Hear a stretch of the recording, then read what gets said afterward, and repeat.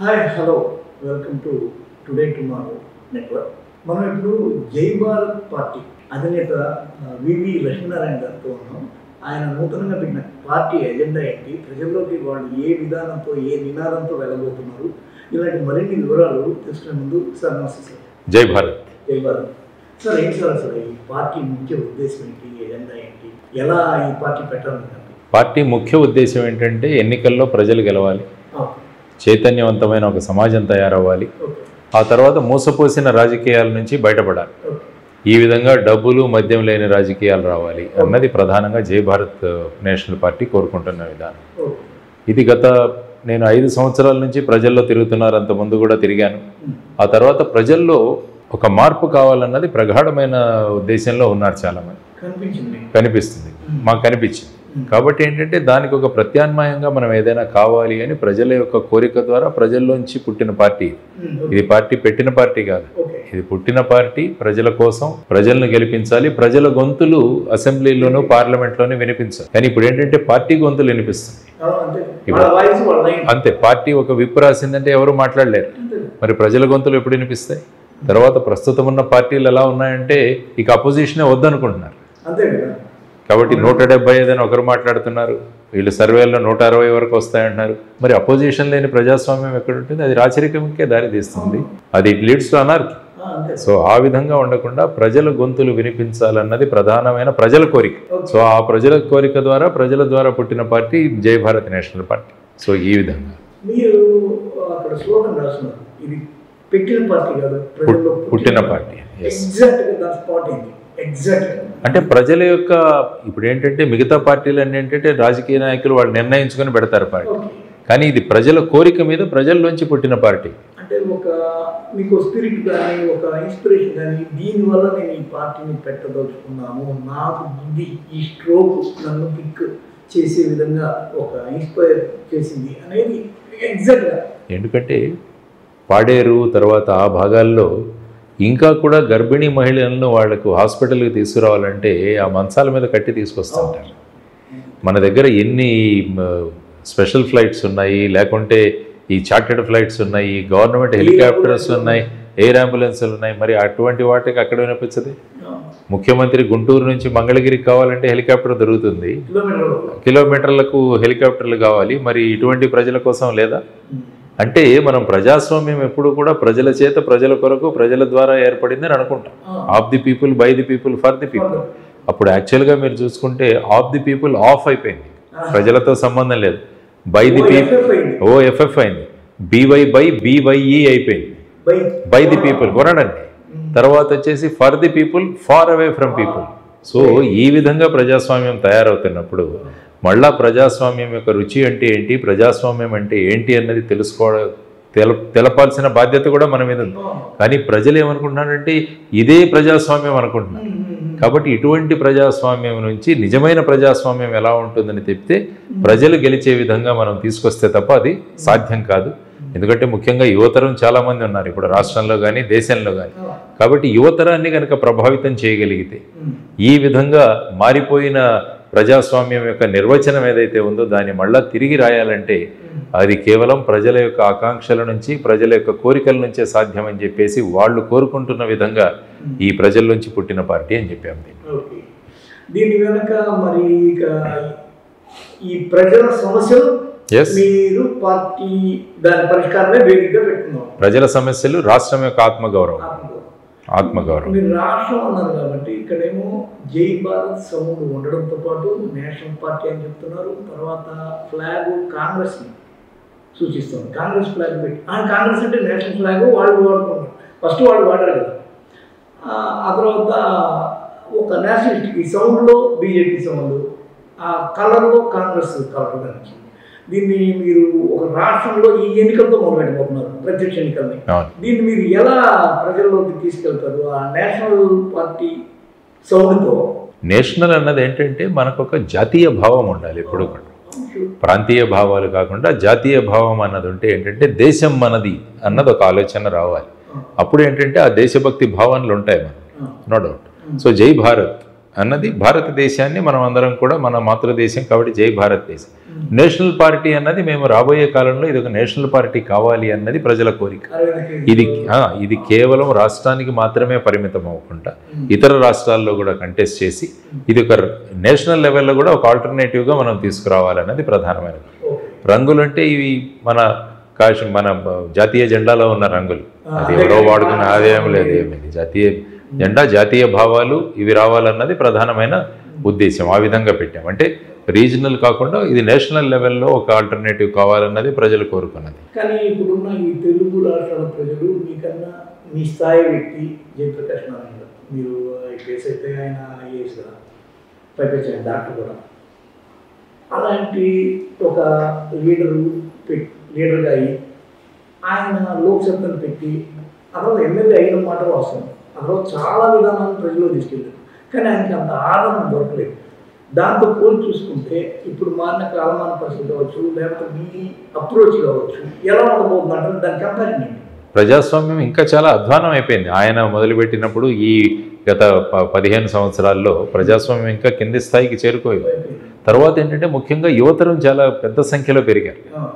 వాళ్ళ ఆస్పిరేషన్స్ చాలా వేరుగా ఉన్నాయి. అప్పుడు ఏంటంటే ఇప్పుడు కరప్షన్ అంటే ఉండకూడదన్నది ప్రజల్లో ప్రధానంగా ఉంది. అవినీతి లేకుండా ఉంటే మనకున్న బడ్జెట్లో మనం చాలా చేసుకోవచ్చు. మనకున్న బడ్జెట్లు మనకున్న ఆదాయంలో సగం అవినీతిలోనే పోతుంది. కాబట్టి అవినీతి రహితంగా మనం ముందుకు వెళ్ళగలిగామంటే మారుతాయి అన్నది ఒక పెద్ద కాన్సెప్ట్.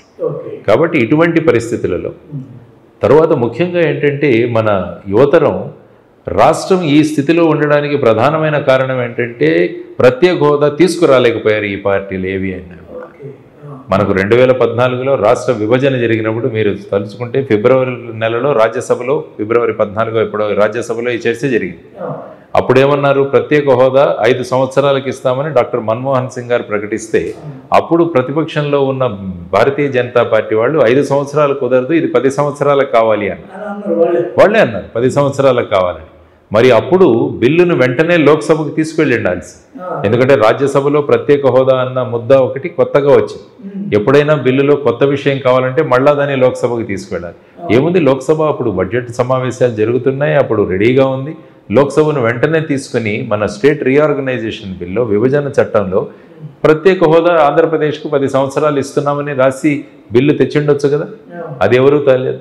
ఎప్పుడెప్పుడు రాష్ట్రం విడిపోతుందా, ఎప్పుడు అక్కడ ఉన్న టీఆర్ఎస్ ప్రభుత్వం కాంగ్రెస్లో కలిసిపోతుందా అన్న ఆతృతలో ఉన్నారు. కానీ ఇక్కడ విడిపోయిన ఆంధ్రప్రదేశ్ భవిష్యత్ ఏమవుతుందో ఎవరు పట్టించుకోలేదు అప్పుడు. ఆ తర్వాత 2014 ఎలక్షన్లో భారతీయ జనతా పార్టీ 10 సంవత్సరాలు మీకు ప్రత్యేక హోదా ఇస్తామని వాళ్ళ మేనిఫెస్టోలో చెప్పారు. మరి 2014లో ప్రభుత్వంలోకి వచ్చారు, మరి ఏమైంది? ఆ తర్వాత మళ్ళా ఇక్కడ ప్రభుత్వం, తెలుగుదేశం ప్రభుత్వం, జనసేన బీజేపీ ప్రభుత్వం ఏర్పడింది. అప్పుడు వాళ్ళు ఏమన్నారు, కొన్ని రోజుల తర్వాత మాకు స్టేటస్ వద్దు, ప్యాకేజీ కావాలన్నారు. ఎందుకంటే వాళ్ళు ప్యాకేజీ ఇస్తామన్నారు. తర్వాత కొన్ని సంవత్సరాలుగా మళ్ళా ప్యాకేజీ ఇచ్చి మమ్మల్ని మోసం చేస్తున్నారని మళ్ళా ప్రత్యేక హోదా కావాలి అని చెప్పేసి ధర్మ పోరాట దీక్షలు చేసి అవిశ్వాస తీర్మానం కూడా ప్రవేశపెట్టారు. మరి అది నడిచాయి. మరి ఆ తర్వాత అప్పుడు ఉన్న వైసీపీ అపోజిషన్ పార్టీలో ఉన్నప్పుడు వాళ్ళు తెలుగుదేశం ఇద్దరు కలిసి అవిశ్వాస తీర్మానాన్ని ప్రవేశపెట్టారు. మొదటిసారి ఇద్దరు కలిసింది ఆ టైంలో 2018లో ఎలక్షన్ ముందు జరగలేదు, అది వీగిపోయింది, దేర్ ఇస్ నో డౌట్. ఆ తర్వాత ఏమైంది, 2019 ఎలక్షన్ జరిగాయి, వైఎస్ఆర్సీపీ ప్రభుత్వం వచ్చింది. ఆ ఎలక్షన్లప్పుడు కూడా మళ్ళా స్పెషల్ స్టేటస్ తెస్తామని అందరూ మాట్లాడారు. వైఎస్ఆర్సీపీ ఏమన్నింది అప్పుడు, మాకు 25 ఎంపీలు కనుక మీకు ఇస్తే మేము మెడలు పెంచి తెస్తామన్నారు. 23 ఎంపీలను ఇచ్చారు.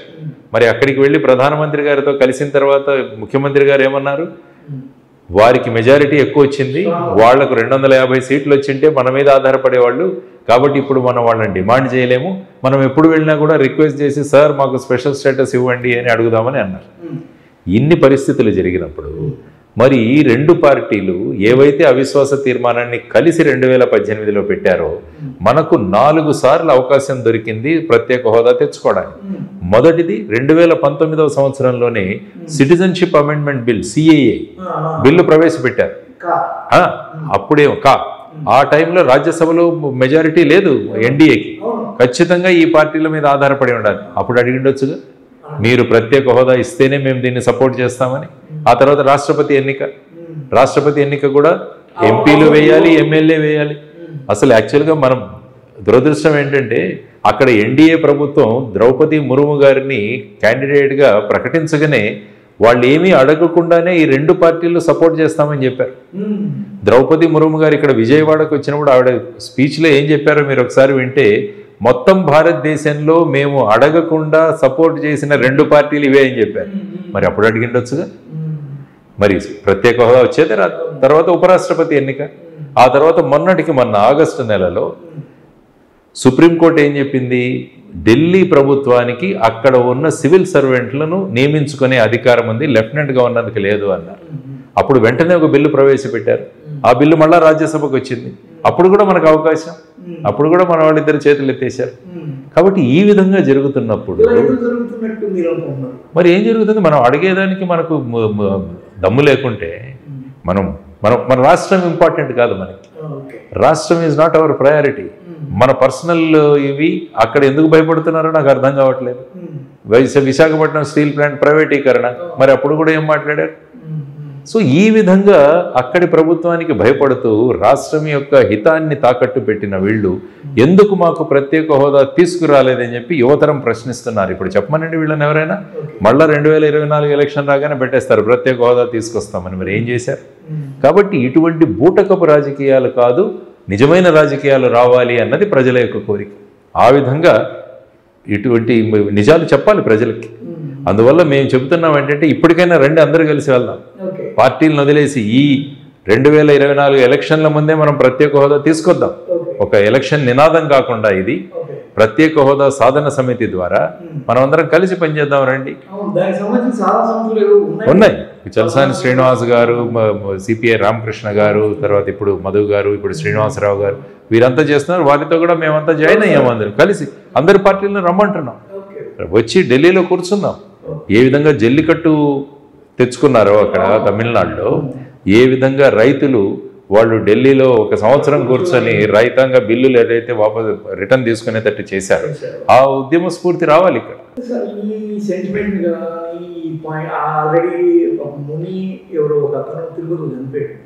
ప్రత్యేక హోదా మీద అయితే ఇది ఎందుకు ప్రజలు ఒక ప్రయారిటీగా తీసుకోలేదు? ఏమైందంటే ప్రజల్లోంచి ఎందుకు పుట్టలేదు? ఇది అదే చెప్తున్నాను. ఇది ఎందుకంటే రాజకీయ పార్టీలు అన్నవి వాళ్ళకి ఈ విధంగా ప్రత్యేక హోదా అన్నది ముగిసిన అధ్యాయం అని వీళ్ళకి చెప్పేశారు. ఎందుకంటే వీళ్ళు ముగింపజేశారు కాబట్టి ఈ అధ్యాయాన్ని దాన్ని ముగిసిన అధ్యాయం అంటున్నారు. కాబట్టి మేము అది ముగిసిన అధ్యాయం కాదు, అది మళ్ళా తెరవాల్సిన అధ్యాయం. వీళ్ళు స్వార్థ ప్రయోజనాల కోసం ఈ ప్రత్యేక హోదాని ముగింపజేశారు. వీళ్ళకు అడిగే ధైర్యం లేదు. అందుకనే మళ్ళా రండి అందరం కలిసి వెళ్దాం, మళ్ళా అందరం కలిసి తీసుకొద్దాం ప్రత్యేక హోదాని. దానివల్ల ఏమైంది? మనకు ఫ్యాక్టరీలు రాలేదు, కంపెనీలు రాలేదు. దానివల్ల ఏమైంది? విద్యార్థులు ఇంత చదువుకుంటున్నారు, ఉద్యోగాలు లేవు. ఇక్కడ ఏం చేస్తారు? ఫ్రస్ట్రేషన్. ఇప్పుడు మొన్న నాకు హిమాచల్ ప్రదేశ్లో 2 ఫార్మా కంపెనీ వాళ్ళు కలిశారు, తెలుగు వాళ్ళు. విజయవాడలో నేను నడుస్తుంటే వచ్చి కలిశారు. సార్ ఎలా ఉన్నారంటే, మీరు ఏం చేస్తారంటే ఫార్మా కంపెనీ ఓనర్ సార్. అది ఎక్కడ ఉన్నాయంటే బద్ది, హిమాచల్ ప్రదేశ్. మీరు అక్కడ ఎందుకు పెట్టారంటే, సార్ అక్కడ స్పెషల్ స్టేటస్ ఉంది, అక్కడ మాకు కస్టమ్ డ్యూటీ లేదు, ఎక్సైజ్ లేదు, చాలా రాయితీలు ఉన్నాయి, మాకు కార్పొరేట్ ట్యాక్స్ లేదు. అదే ఇక్కడ పెట్టుకొని ఉంటే ఇక్కడ పిల్లలందరికీ ఉద్యోగాలు దొరికాయి.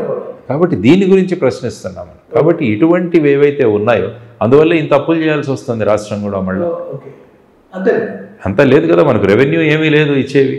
ఇక్కడ ఫ్యాక్టరీలు లేవు, ఎంటర్ప్రైజెస్ లేవు, ఐటీ లేదు.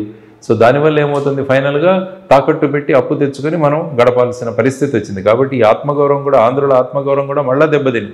సో వీటన్నిటినీ రంగరించుకొని మనం ఒక ఆల్టర్నేటివ్ రావాలని ప్రజలు అనుకుంటున్నారు, విద్యార్థులు అనుకుంటున్నారు. సో ఆ దిశగా మనం ముందుకెళ్తున్నాం. మీరు ప్రత్యేక హోదా అనేది ఇప్పటికి 10 ఈ జూన్ 24కి అయిపోద్ది 10 సంవత్సరాలు. మన ఉమ్మడి క్యాపిటల్ కూడా సమాప్తం అవుతుంది. హైదరాబాద్ ఉమ్మడి క్యాపిటల్ 10 సంవత్సరాల కన్నా. అంటే 10 ఏళ్ళుగా ఇది రాలేదు. అంటే ఇది ఒక రకంగా చెప్పాలంటే ఒక తెలంగాణ రాష్ట్ర విభజన లాంటి ఒక సమస్య. దాన్ని 2-3 టర్ములుగా చాలా భారీ ఎత్తున తీసుకొని ఎన్నో బలిదానాలు చేసి అది ఒక సెంటిమెంట్గా మార్చి ఇది వస్తే మన తర్వాత మారుతుందన్న పెద్ద ఉద్యమం వచ్చింది. ఆ స్థాయిలో మీ పార్టీ కానీ, ఎందుకంటే మీరు కొత్తగా ప్రజల్లోకి వెళ్ళాలంటే మీకంటూ ఒక ఇది ఉండాలి కదా, ఆ స్థాయిలో మీరు ఎలాంటి ఇది పార్టీలకు అతీతంగా చేస్తున్నాం. ఇదొక ఇష్యూ. ఇది ఇష్యూ పార్టీలకు అతీతం కాదు, రాష్ట్రానికి కావాల్సి. ఇక పార్టీకి వచ్చేసరికి మేము మా మేనిఫెస్టో మేము తీసుకొస్తున్నాం. మేనిఫెస్టోలో అన్ని విషయాలు చెప్తున్నాం. అభివృద్ధి ఆధారంగా, ఉపాధి ఆధారంగా ఈ రాష్ట్రం ముందుకెళ్ళాలన్నది మా కాన్సెప్ట్.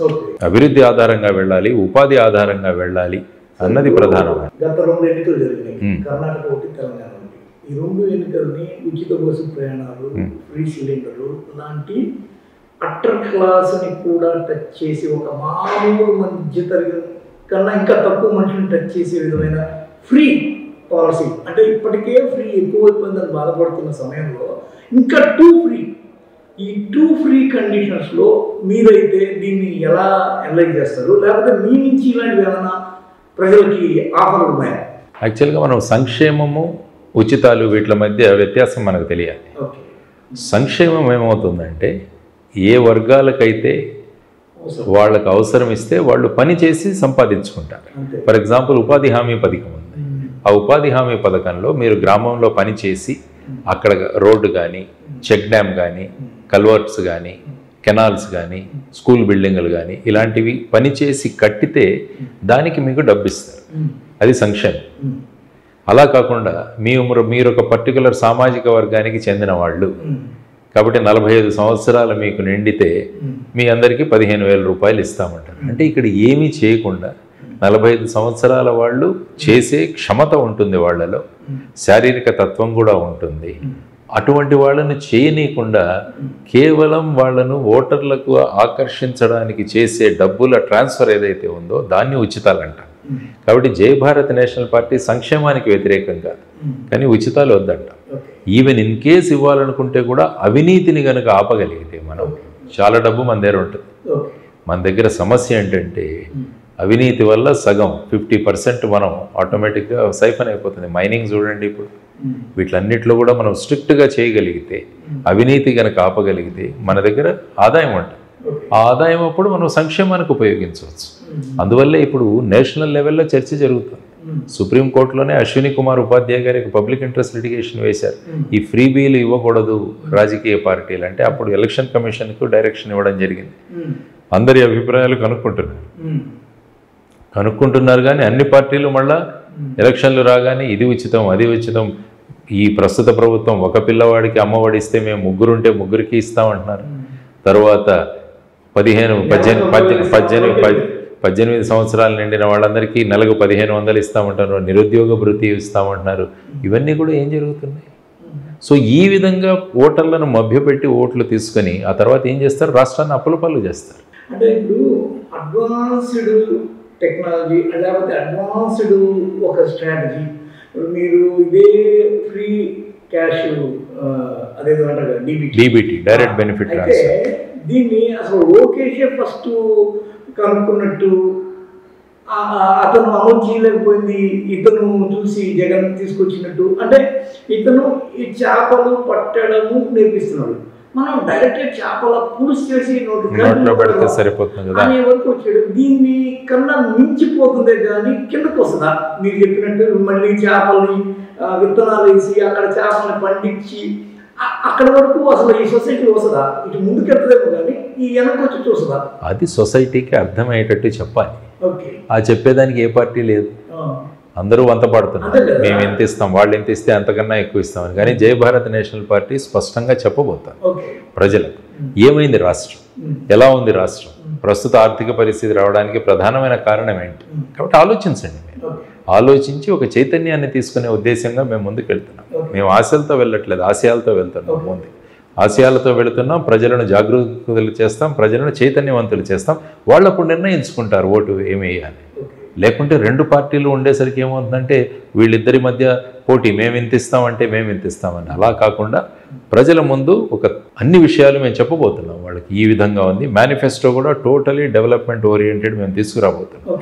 ఎవరైతే శారీరక శ్రమ చేయలేరో, ఎవరైతే కష్టాల్లో ఉన్నారో అటువంటి వాళ్లకు సంక్షేమ పథకాలు ఇద్దాం. శారీరకంగా స్ట్రాంగ్గా ఉన్న వాళ్ళకి ఉపాధి కల్పిద్దాం, ఫ్యాక్టరీలు పెడదాం, గ్రామాల్లో పరిశ్రమలు తీసుకొద్దాం, స్టార్టప్లు సాధిద్దాం. మనది భారతదేశం, ముఖ్యంగా ఆంధ్రప్రదేశ్ వ్యవసాయ ప్రాధాన్య రాష్ట్రం కాబట్టి వ్యవసాయ ఉత్పత్తులను ఎంత చక్కగా మనం వాల్యూ అడిషన్ చేసుకోవచ్చు, ఫుడ్ ప్రాసెసింగ్ చేసుకోవచ్చు, ఎంత పొటెన్షియల్ ఉంది మనకి. ఇంత తీర ప్రాంతం ఉందా మనకి, ఎంత టూరిజం డెవలప్ చేయొచ్చు, ఆక్వాకల్చర్ ఎంత ఉంది మనకి, టూరిజం ఎంత ఉంది మనకి, ఇవన్నీ కూడా ఆలోచించుకుంటూ వెళ్ళి వాటిని కనుక అభివృద్ధిలో చేయగలిగితే ఉపాధి దొరుకుతుంది, ఎకానమీ కూడా మళ్ళా బ్రహ్మాండమైన దీంట్లో తీసుకురావచ్చు. వాటికి కావాల్సిన విషయాలన్నీ కూడా మేము మా మేనిఫెస్టోలో తీసుకొచ్చి ప్రజలకు ఎక్స్ప్లెయిన్ చేయబోతున్నాం.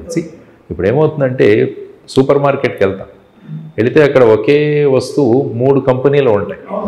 సో ప్రజలు నిర్ణయించుకోండి ఏ కంపెనీ బాగుంటుందో అన్న విషయం.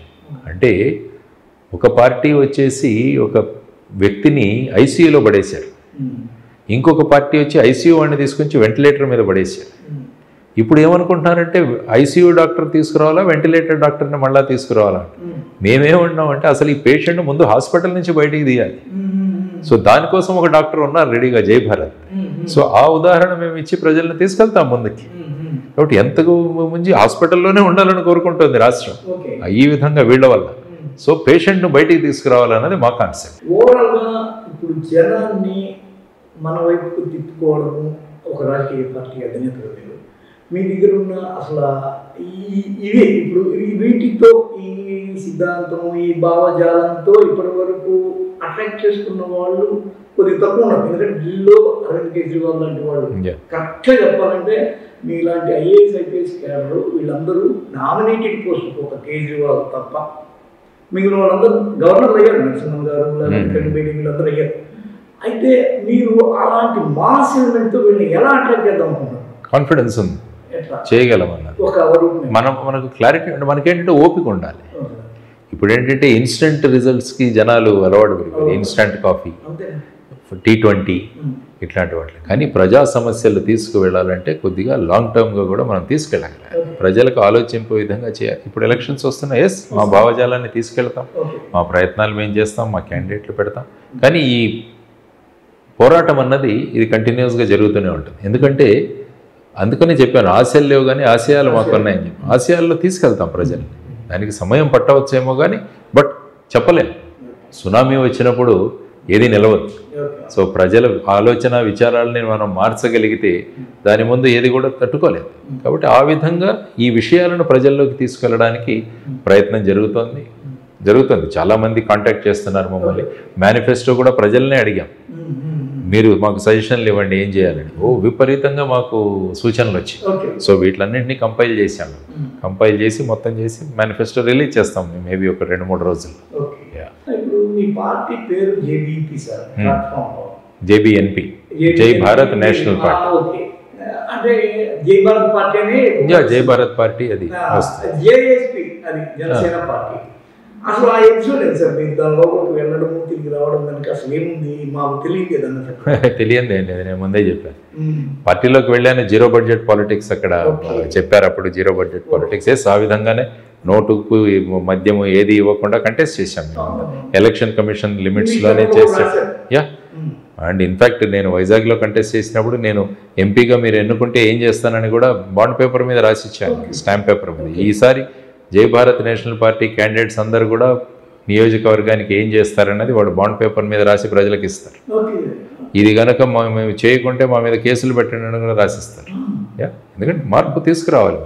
సో ఆ విధంగా ఉన్నప్పుడు ఎలక్షన్స్ తర్వాత మళ్ళీ అక్కడ కంటిన్యూస్గా రాజకీయాలు అంటే పొలిటికల్ పార్టీగా మన ఆశయాలు తీసుకువెళతామా లేదా అన్న సంశయంతో, ఎందుకంటే వారు మళ్ళీ సినిమాల్లోకి వెళ్ళాలి అన్న అభిప్రాయం వ్యక్తం చేయడం వల్ల ఏ విషయాలైతే ఒక రాజకీయ పార్టీ శాశ్వతంగా ప్రజల్లో ఉండాలి, కంటిన్యూస్గా ప్రజలకు ఉండాలి, పార్ట్ టైంగా ఉండకపోవచ్చు అని ఫుల్ టైం కావాలి ఎప్పుడు పాలిటిక్స్. సో ఫుల్ టైంగా ఉండాలని చెప్పేసి ఆ సమయంలో నేను పార్టీ నుంచి బయటకు వచ్చి రావడం జరిగింది. అంతే.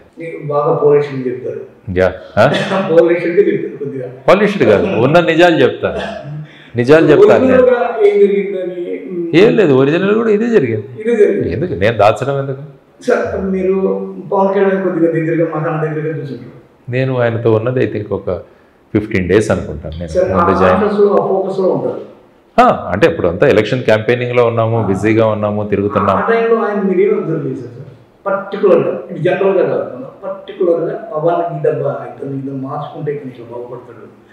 అంటే ఆయన ఏంటంటే ఒక మార్పు తీసుకొద్దామన్న దీంట్లో మాట్లాడారు. అప్పుడు ఒక మార్పు తీసుకొద్దాం, ఒక ప్రజల్లో ఆలోచన తీసుకెళ్దాం.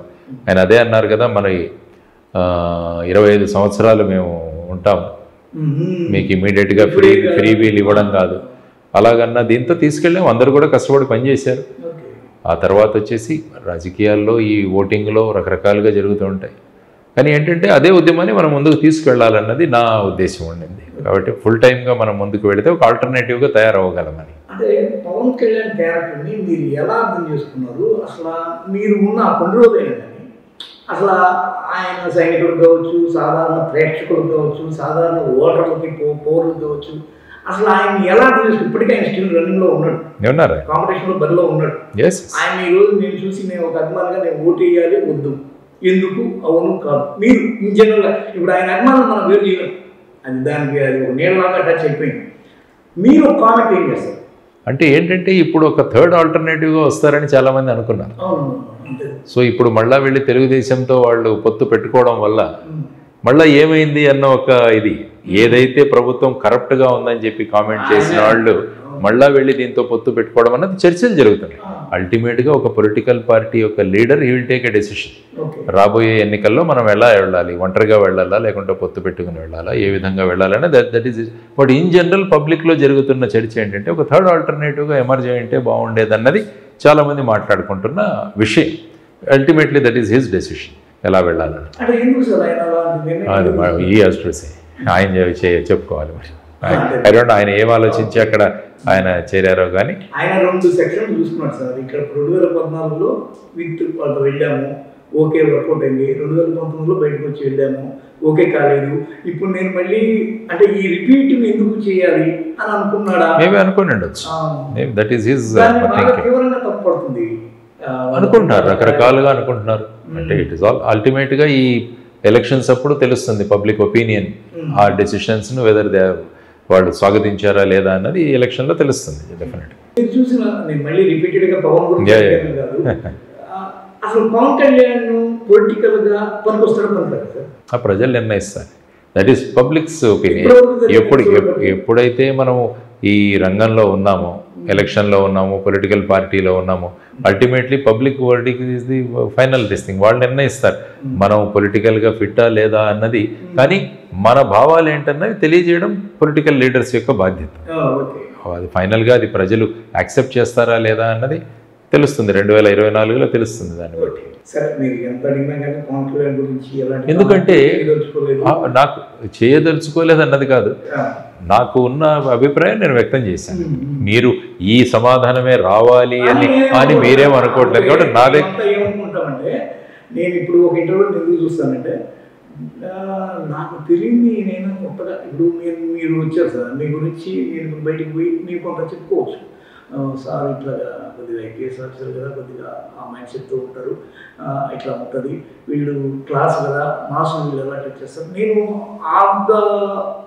కొంత మాట్లాడుకుంటాను సార్. అది మనిషి నైజం, కరెక్ట్. అలాగా మీరు ఒక ఐపీఎస్గా, ఆ తర్వాత మీరు ఒక పబ్లిక్లో ఉన్న వ్యక్తిగా, పబ్లిక్ పల్స్ కూడా మీకు తెలిసి ఉంటుంది కొన్నాళ్ళుగా, కొన్నేళ్ళుగా. అరే ఇంత నిన్న ఇట్టున్నాడు, ఇది నైట్ కాదు, ఇట్లా అలాంటి కొన్ని అభిప్రాయాలు ఉంటాయి. అవి ఏమైనా ఈ ప్రజలకు చెప్పగలరా అనేది మేము ముఖ్యంగా కోరుకుంటున్నది ఏంటంటే, ఆంధ్రప్రదేశ్లో పాలన అన్నది కేవలం 2 కుటుంబాలకు మాత్రమే చెందాలా అన్నది కూడా మేము ప్రశ్నిస్తున్నాం. బేసిక్ ఒక కుటుంబం ఇంకో కుటుంబం, ఇంకా వేరే గత్యంతరం లేదా రాష్ట్రానికి అని చెప్పేసి కూడా మా ప్రశ్న అది బేసిక్.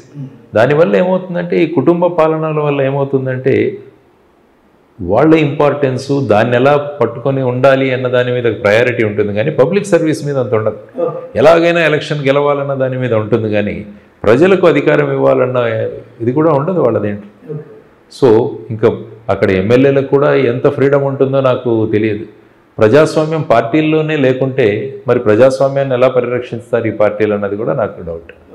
అంటే మనకు ఎమ్మెల్యేలను అక్కడి నుంచి కొనేయడం, అక్కడి నుంచి తీసేసుకోవడం, ఇలాంటివన్నీ what is happening? Public opinion ఎప్పుడైతే ఉన్నప్పుడు ఆ పబ్లిక్ ఒపీనియన్తో మనకు వచ్చిన సీట్లతో మనం ముందుకు వెళ్ళగలగాలి. ఈ విధంగా ప్రజలు ఒక పార్టీ వ్యక్తిని ఎన్నుకున్న తర్వాత ఆ పార్టీ వ్యక్తిని మళ్ళీ మన పార్టీలో జాయిన్ చేసుకోవడం, ఇవన్నీ ఇట్ ఈస్ నాట్ కరెక్ట్. యాక్చువల్గా వాళ్ళ రిజిగ్నేషన్స్ కూడా స్పీకర్ అన్న వ్యక్తి ఇన్ని రోజులు పెండింగ్ పెట్టుకోవడం, ఇదంతా కూడా కరెక్ట్ కాదు. ఎస్, రిజిగ్నేషన్ ఇచ్చారా, డిసైడ్ చేయండి 3 వారాల్లో, మళ్ళీ ఎలక్షన్ పెట్టండి, అక్కడ పెట్టి మళ్ళీ తీసుకురండి, అది నిజమైన ప్రజాస్వామ్యం అవుతుంది. కానీ ఈ విధంగా నెంబర్ గేమ్లో ఏమైపోతుందంటే ఫైనల్గా రాష్ట్రం దెబ్బతింటుంది, రాష్ట్ర భవిష్యత్తు దెబ్బతింటుంది. ఎప్పుడు కూడా నేను కుర్చీ మీద ఎలా కూర్చోవాలన్నదే ఉంటుంది, కానీ దానికోసం మన ప్రత్యేక హోదాను కూడా తాకట్టు పెట్టారు. ఎన్నో అదే చెప్తున్నాను, నా కుర్చీ నాకు ముఖ్యమైనప్పుడు ఏమవుతుందంటే రాష్ట్రం ఎటుపోయినా పర్వాలేదన్న స్థాయికి తీసుకురావాల్సి వస్తుంది. మీరు నాకు తెలిసి నేను నా ఊహదేశినప్పటి నుంచి మీరు Lakshminarayana joint director of CBI, ప్రముఖ ఒక పొలిటికల్ విఐపి అయిన జగన్మోహన్ రెడ్డి గారి కేసు డీల్ చేసిన ఎపిసోడ్ ఒకటి, తర్వాత జనసేన దానిలో రావడం ఒకటి, ఆ తర్వాత ఇప్పుడు జయభారత్ పార్టీ పెట్టడం ఒకటి, మధ్య గ్యాప్లో మీరు ఒక చిన్న ఫేవర్ అయ్యారు. వైసీపీకి అనుకున్న ప్రోగా కొన్ని కామెంట్స్ చేస్తూ వచ్చారు. ఆయన విద్యా విధానాలు కావచ్చు, లేకపోతే ఆరోగ్యపరంగా ఆయన తీసుకొచ్చిన కొన్ని విధానాలు కావచ్చు. దీన్ని మేము ఎలా అర్థం చేసుకోవాలి? దీన్ని రాజనీతిజ్ఞత అంట. సార్, రాజకీయాలు అంటే ఏంటంటే ప్రతిదీ తప్పు పట్టడం రాజకీయాలు అవుతుంది. ఓకే, కానీ ఎవరైనా మంచి చేస్తే చెప్పండి, ఎస్ చెప్పాలి, it is my duty. Jayaprakash Narayana కూడా మీలాగే అన్నారు. ఎందుకంటే మాకు ఏదో మాకు ప్రజలను మభ్యపెట్టాల్సిన అవసరం లేదు. ఎస్, ఒక పని జరుగుతుంది. నేనేమన్నాను, నాడు నేడు కార్యక్రమాల్లో స్కూల్స్ డెవలప్ అయ్యాయి అన్నారు. తర్వాత మెడికల్ ఇప్పుడు ఏదైతే చేస్తున్నారో దాంట్లో ప్రతి ఒక్కరిని వెళ్ళి చేస్తున్నారు. ఎస్, మనం చెప్పాలి. ఎస్, రోడ్లు బాగాలేవు, అమ్మఒడి ఇంతమందికి ఎందుకు, ఇవన్నీ కూడా మాట్లాడాము. కాబట్టి ఏమైపోతుందంటే ఇప్పుడు మీడియా కూడా రాష్ట్రంలో ఎలాగుందంటే అది కూడా ఒక విడిపోయిన మీడియా లాగా అనిపిస్తుంది. కొన్ని ఛానల్స్ వీళ్ళ వెంట, కొన్ని ఛానల్స్ వీరి వెంట. కాబట్టి ఏమవుతుంది, వెంటనే నేను ఈ విధంగా మాట్లాడినందువల్ల మీరు అన్నట్టు వెంటనే ఈయన వైసీపీకి సపోర్టు, తర్వాత వచ్చేసి ఈయన వైసీపీలో జాయిన్ అవుతాడు, విశాఖపట్నం ఎంపీగా ఈయనకి సీట్ ఇస్తున్నారు, ఇంతవరకు వెళ్ళిపోయింది. ఆయన విజయవాడ నుంచి ఎంపీగా కంటెస్ట్ చేస్తారు. ఎందుకంటే ఆయన మెడికల్ ఏదైతే ఫ్యామిలీ డాక్టర్ సిస్టమ్ తెచ్చారో అది బాగుందని చెప్పి ఆయన అంటే ఆయన వెంటనే ఇక్కడ వైసీపీ అభ్యర్థిగా మీడియా ఆ విధంగా సృష్టించి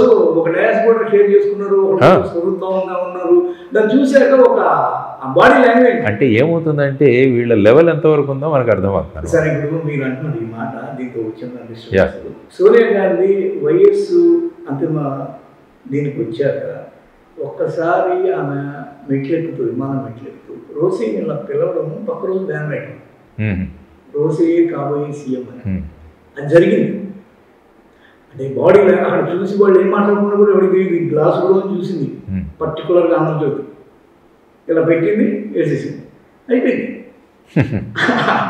అంటే మీరు మీడియాని తప్పు పట్టుకుంటే నేను అన్నా లేదా, నేను తప్పు పట్టట్లేదు. ఎందుకంటే మీడియా అందరినీ కూడా వాళ్ళు వెరిఫై చేసి సరిగ్గా చేస్తున్నారా లేదా చెప్పాల్సిన బాధ్యత వాళ్ళ మీద ఉంది. Media is a fourth estate. ఎందుకంటే ఎగ్జిక్యూటివ్, లెజిస్లేచర్, జ్యుడిషియరీ తర్వాత ఫోర్త్ ఎస్టేట్ స్థాయికి మనం మీడియాకి ఇచ్చాం. కాబట్టి మీడియా పారదర్శకంగా ఉంటూ ఎవరు తప్పులు చేస్తుంటే వాళ్లకు అట్టగట్టి ప్రజా సమస్యలను బయటికి తీసుకొచ్చి ఈ ప్రభుత్వాలు వాటిని పరిష్కారాలు చూపించే విధంగా మీడియా తీసుకెళ్ళి, మీడియా ఎప్పుడు కూడా ఒక పొలిటికల్ పార్టీకి ఎప్పుడు కూడా సపోర్టింగ్గా వెళ్ళకూడదు. ఎందుకంటే అది దట్ ఈస్ నాట్ కరెక్ట్. ఈ రోజున ఆంధ్రజ్యోతి నాడు చూస్తే ఆంధ్రజ్యోతి ఏం రాసిందంటే బడుగులకి ఇంత పెద్ద ఎత్తున వాళ్ళ వీక్ పాయింట్లన్నీ రాసి ఒక దళితుడిని డెలివరీ ఇచ్చారు, అలాంటి కూడా ఈ రోజున విగ్రహం పెట్టడం. అయినా పైన అంబేద్కర్ పేరు రాయడమైంది, కింద జగన్మోహన్ రెడ్డి పేరు రాయడమైందని ఒకళ్ళు, అసలు అంబేద్కర్ పేరు ఉచ్చరించడానికి అర్హత లేదు ఇంకొకళ్ళు.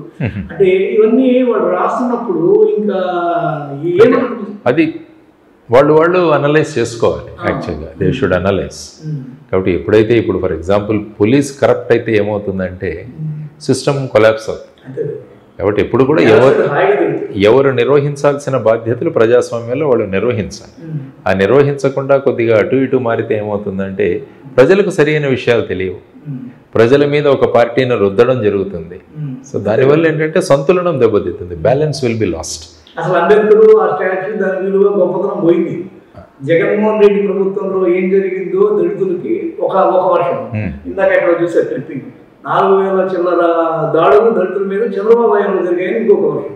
ఈ రెండు కొట్లాట జరిగిపోయింది. అక్కడ విగ్రహము, దాని యొక్క ఆవిష్కరణ, దాని స్ఫూర్తి అయిపోయింది. ఇలాంటి ఒక మీడియా వాతావరణాన్ని ఎలా అంటారు మీరు?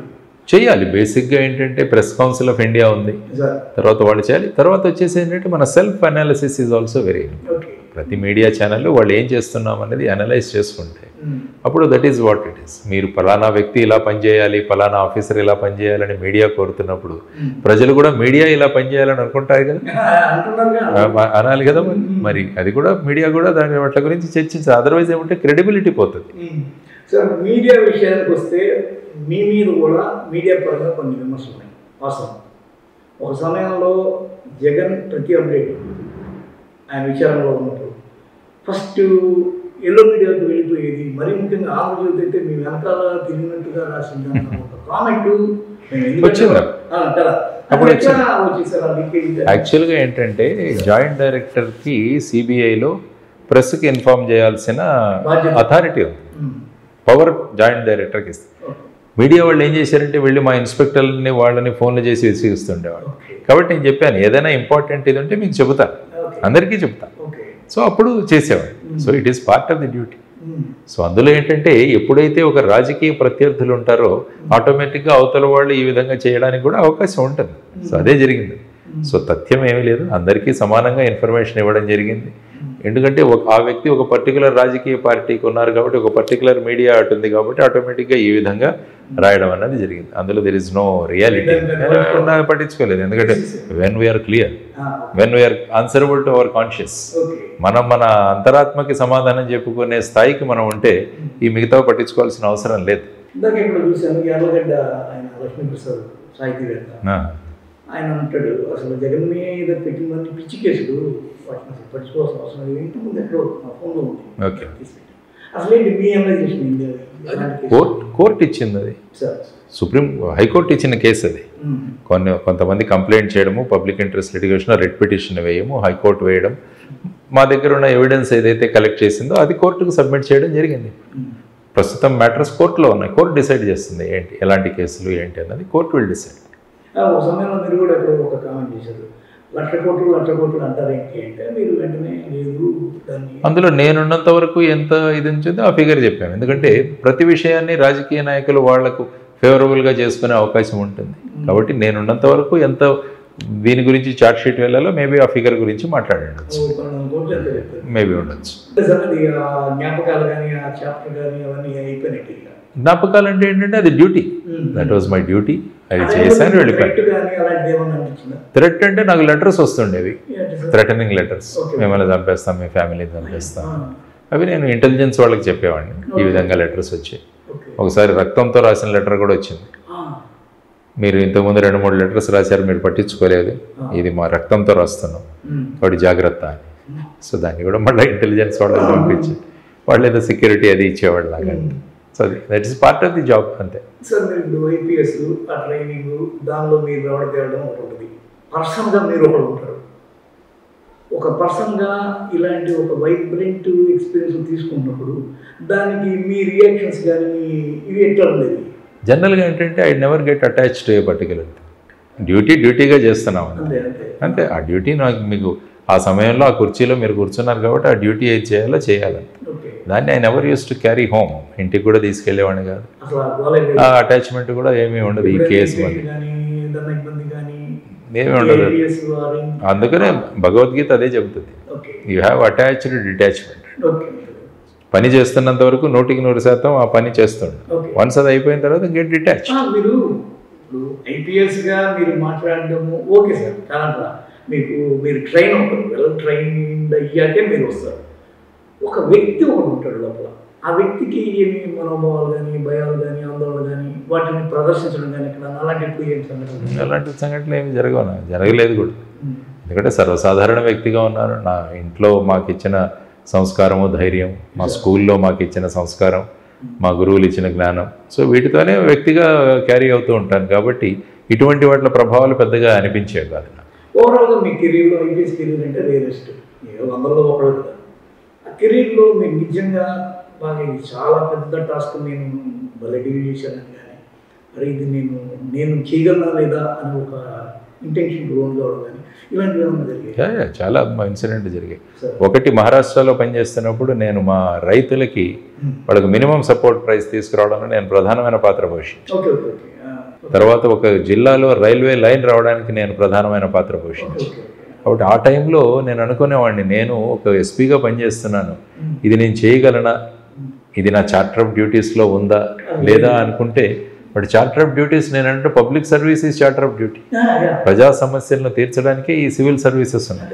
కాబట్టి ఈ రెండు విషయాల్లో కూడా బ్రహ్మాండమైన విజయాలు సాధించాను. నేను తీసుకున్నాను. నేను ఇంటర్వ్యూని అవుతాను దీంట్లో, వెళ్ళేసి వీళ్ళు నిజంగా రైతులు బాధపడుతున్నారు, ఇది ముఖ్యమంత్రి దగ్గరికి తీసుకెళ్ళాం. ముఖ్యమంత్రి వచ్చారు, చర్చలు జరిగాయి, వాళ్ళకి కావాల్సిన రేట్ వచ్చింది, బ్రహ్మాండంగా రైతులు ఆనందించారు.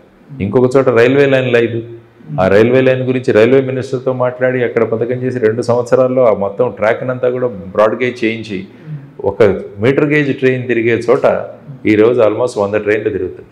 సో ఆ విధంగా చేయడంలో కూడా చేసి, కాబట్టి ఇటువంటి అంశాల్లో ఎప్పుడైతే ప్రజలకు సంబంధించిన అంశాలు ఉంటాయి, ఆ అంశాలలో మనం చేయగలమా అన్నది ఒక్కొక్కసారి అనిపించి కానీ మనం చేయగలం అన్న ధైర్యంతో వెళ్ళిపోయాను, సాధించగలిగాం. మీరు ఫేస్ చేసిన భయంకరమైన నేరస్తుడు, క్రూక్కుడు, వీడా అని ఎవరైనా పర్సనాలిటీ తగలడం? ఒకతను నా మీద ఫైర్ చేశాడు. నేను అకోలాలో పనిచేస్తున్నాడు, అకోలా అని మహారాష్ట్రలో ఒక పెద్ద క్రిమినల్ అక్కడ. ఒకరోజు నైట్ రౌండ్ చేస్తున్నప్పుడు రాత్రి ఏదో అక్కడ ఒక బార్ అండ్ రెస్టారెంట్లో ఏదో గొడవ జరుగుతుంది అని చెప్తే వెళ్తే ఇతను ఉన్నాడు, ఎత్తుకొచ్చేసి బండిలో తీసుకెళ్తున్నాం. అతని దగ్గర ఒక చిన్న వెపన్ ఉండేది, అది ఆ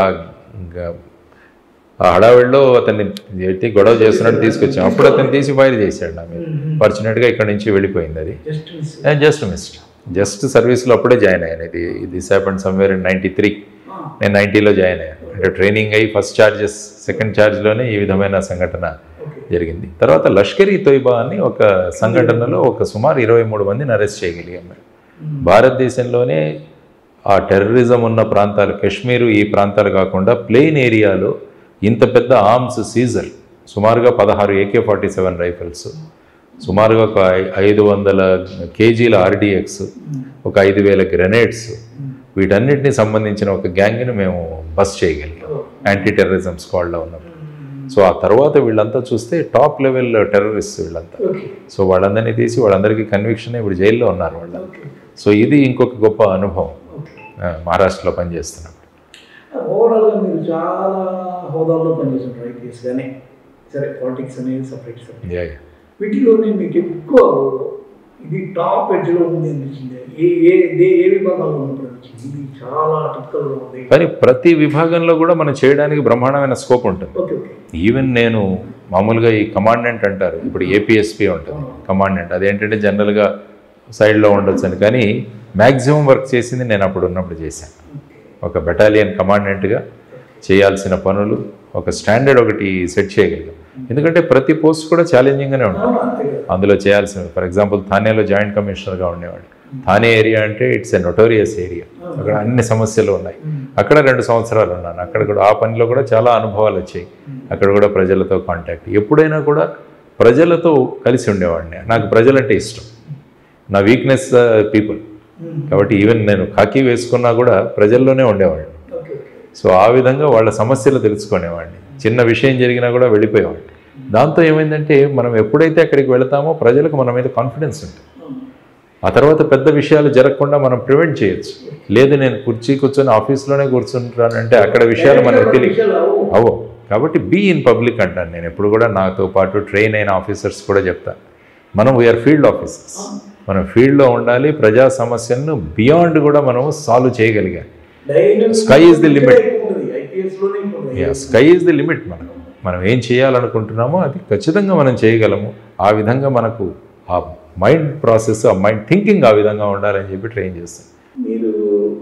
మీరు చెప్పింది ఏంటంటే నాకంటూ ఒక ఇది ఉంది, పబ్లిక్ పాలసీ ఉంది కాబట్టి నేను వీటన్నిటిని హ్యాండిల్ చేశాను అంటున్నారు.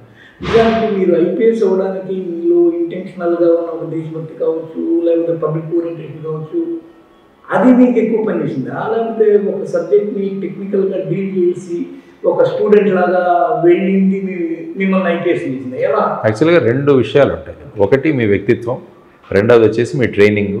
ఆ తర్వాత ట్రైనింగ్ అయిన తర్వాత మీరు ఉద్యోగం చేస్తున్నప్పుడు ఏ విధంగా మిమ్మల్ని మీరు ట్రైన్ చేసుకుంటున్నారు. సాధారణంగా ఏమవుతుంటే చాలామంది ట్రైనింగ్ అయిపోయిన తర్వాత ఇంకా మనకెందుకులే, మనకు అన్నీ తెలుసుకుంటామంట. కానీ ప్రతిరోజు కూడా మనం నేర్చుకోవచ్చు, ప్రతి వ్యక్తి నుంచి కూడా నేర్చుకోవచ్చు అన్నది నేను నేర్చుకున్నది. అది నా ప్రిన్సిపల్. ఈవెన్ ఒక కానిస్టేబుల్ దగ్గర ఏదైనా చెప్పినా కూడా దాన్ని తీసుకునేంత ఇది ఉంది నాకు. నాకన్నా అతనికి ఎక్కువ తెలుసు అంటే అదేంటి కానిస్టేబుల్, నేను ఎస్పీని రిసీవ్ చేసుకోవాలి. ఎందుకంటే లోకల్ ఫీల్డ్లో ఉన్నాడు కాబట్టి. సో నిజం అక్కడ తెలుస్తుంది వాళ్ళకి. సో ఈ విధంగా ట్యూన్ చేసుకోవడం వల్ల ఏమైందంటే నాకు the transition was very smooth. మొత్తం ఈ ప్రాసెస్లో ఈ జర్నీ కూడా చాలా స్మూత్గా జరిగింది. సో ఇప్పుడు కూడా నాకు అధికారం ఉంది, నేనే చెప్పిందే నమ్మాలి, నేను చెప్పిందే నడవాలి అన్న సిద్ధాంతం నాకు ఎప్పుడు ఉండదు. అందరి దగ్గర నుంచి తీసుకోవాలి, మనల్ని మనం రిఫార్మ్ చేసుకోవాలి. మిమ్మల్ని ఏది ఐపీఎస్ని చేసింది అని అది లేదు. యాక్చువల్గా నాకు సివిల్ సర్వీసెస్ వెళ్ళాలని నాకు తెలియదు. యాక్చువల్గా సివిల్ సర్వీసెస్ అన్నది నాకు ఐడియానే లేదు. నేను యాక్చువల్గా ఒక ప్రొఫెసర్ కావాలని అనుకున్నాను. నాకు టీచింగ్ చాలా ఇంట్రెస్ట్.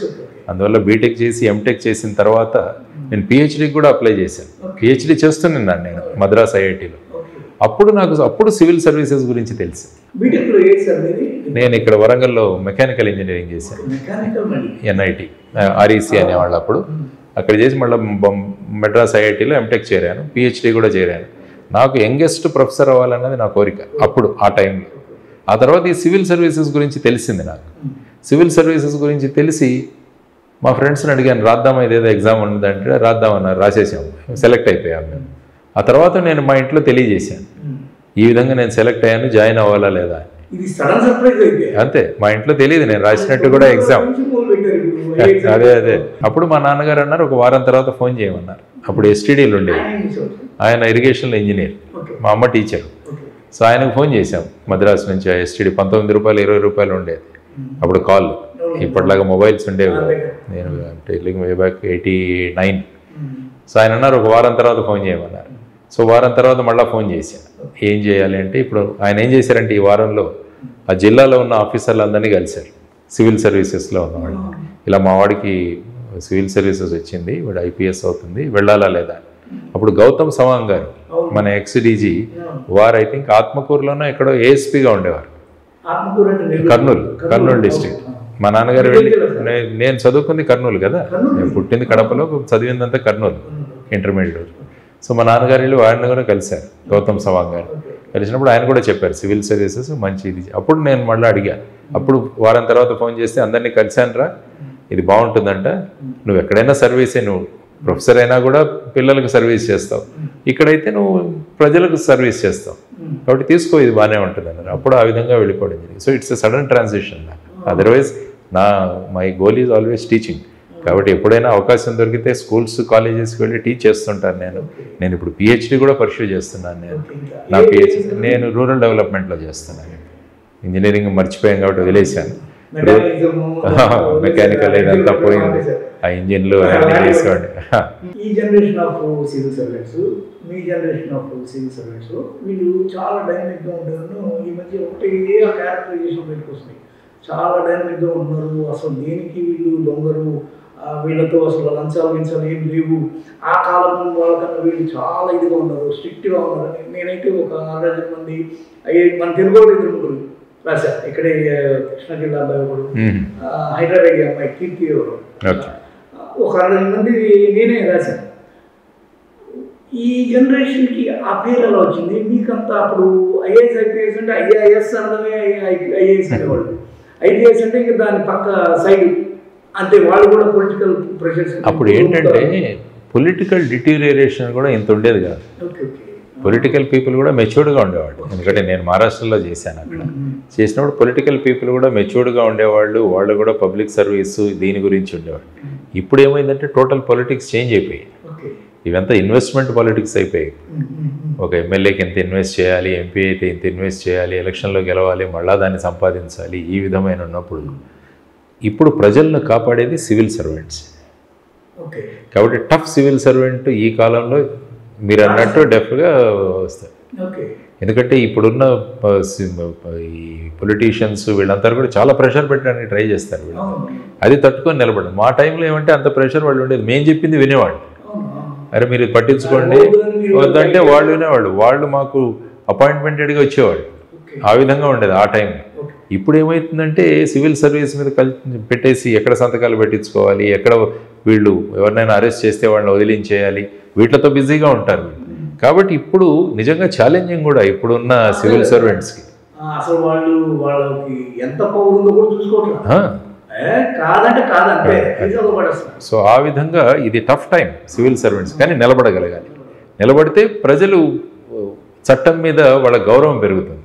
ఇంకొక క్లారిటీ ఏంటంటే ఆ రోజుల్లో వీళ్ళు కొంత అవినీతికి ఉండేవాళ్ళు, వీళ్ళు అవినీతి జోలికి పోవట్లేదు, వీళ్ళంతా ప్యూరెస్ట్, వాళ్ళే కొద్దిగా కరప్టెడ్ అనే ఒక కామెంట్ ఉంది. మీరు ఎలా ఎప్పుడైనా ఎలా ఉంటుందంటే కొంతమంది ఉంటారు డెఫినెట్గా, ఏ కాలంలో అయినా కరప్ట్ వాళ్ళు ఉంటారు. అంతే కదా, అసలు ఆ సినిమాల్లో పాత్రలన్నీ అవే కదా. సినిమాలంటే మొత్తం లంచ్ అవుతారు అవే. సినిమాల్లో ఎలా ఉంటుందంటే హీరో పోలీస్ అయితే బాగా చూపిస్తారు, హీరో వేరేగా అయితే పోలీస్ని కరప్ట్ అని చూపిస్తారు. సో ఆ విధంగా చూసుకుంటూ బట్టి ప్రతి సిస్టంలో కరప్షన్ ఉంటుంది, there is no doubt. So ఇప్పటికీ ఉంటుంది. అప్పుడు కరప్షన్ మీరు చూసుకుంటే జీప్ స్కామ్ నుంచి బయలుదేరింది ఆఫ్టర్ ఇండిపెండెన్స్. మీరు చూసుకుంటే అప్పుడు ఆ జీపుల స్కాము, ఆ తర్వాత రకరకాల స్కాములు రావడం మొదలయ్యాయి. ఎందుకంటే ఎప్పుడైతే 1990లో ఎప్పుడైతే గ్లోబలైజేషన్ వచ్చేసిందో, తర్వాత లిబరలైజేషన్ వచ్చిందో, అమౌంట్స్ పెరిగిపోయాయి. మీరు బడ్జెట్ చూడండి, బడ్జెట్ అప్పుడు ఎంత ఉండేవి, ఒక 10,000 కోట్లు 20,000 కోట్లు, ఇప్పుడు 2,79,000 కోట్లు మన స్టేట్ బడ్జెట్. సో ఈ విధంగా పెరిగిపోయి, కాబట్టి ఏంటంటే ఇక్కడ కరప్షన్ క్వాంటం కూడా పెరిగే అవకాశం ఉంది. కాబట్టి ఇప్పుడు నిలబడాల్సిన రోల్ ప్రత్యేకంగా వీళ్లకు వచ్చింది. సో కరప్షన్ అన్నది అప్పుడు ఉండింది, ఇప్పుడు ఉండింది. సో ఆ విధంగా ఇప్పుడు సివిల్ సర్వెంట్స్ మీద ఎక్కువ ఛాలెంజ్ ఈ టైంలో, ఎందుకంటే పొలిటికల్ డిటోరియేషన్ జరిగింది. కాబట్టి రేపు ప్రజలను నిలబెట్టాలంటే, ప్రజాస్వామ్యాన్ని నిలబెట్టాలంటే సివిల్ సర్వెంట్స్ ఒక స్టీల్ ఫ్రేమ్ లాగా నిలబడాలి. ఆ స్టీల్ ఫ్రేమ్ కెరీర్లో మీ మీద ఎప్పుడు కానీ ఆ కరప్షన్ కంప్లైంట్ కానీ మీ మీద ఆరోపణ రావడం కానీ ఇబ్బందులు మీరు ఎదుర్కోవాలి. ఎందుకంటే కరప్షన్ ఆరోపణలు ఎప్పుడు వస్తాయంటే ఆ వ్యక్తి అలా ఉన్నప్పుడు వస్తాయి. When we are clean, nobody dare to complain that. Jagan episode సమయంలో మీ మీద కొన్ని ఇలాంటి రూమర్స్ వస్తాయి. అటు ఎప్పుడైతే పొలిటికల్ కేసెస్ డీల్ చేస్తున్నామో, పొలిటికల్ కేసెస్ డీల్ చేస్తే ఆటోమేటిక్గా ఎదుటి వాళ్ళు చేస్తారు.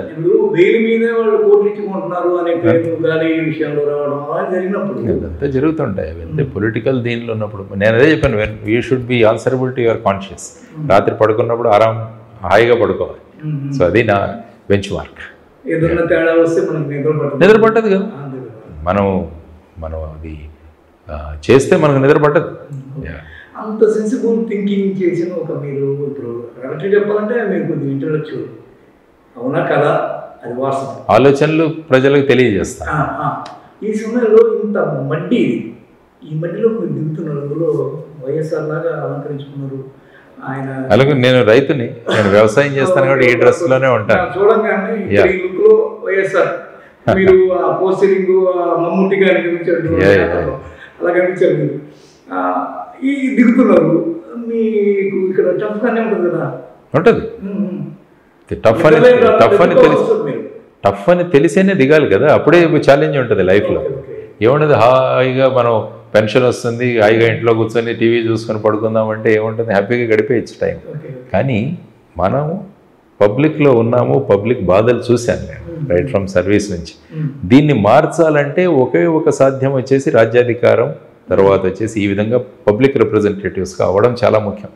అంబేద్కర్ గారు ఈరోజు విజయవాడలో ఆయన విగ్రహం కూడా ఆవిష్కరణ అవుతుంది. అంబేద్కర్ గారే అన్నారు, పరిస్థితులు మారాలంటే రాజ్యాధికారం చాలా ముఖ్యం. ఆయన కూడా నిలబడ్డారు యాక్చువల్గా ఎలక్షన్స్, అంబేద్కర్ గారు.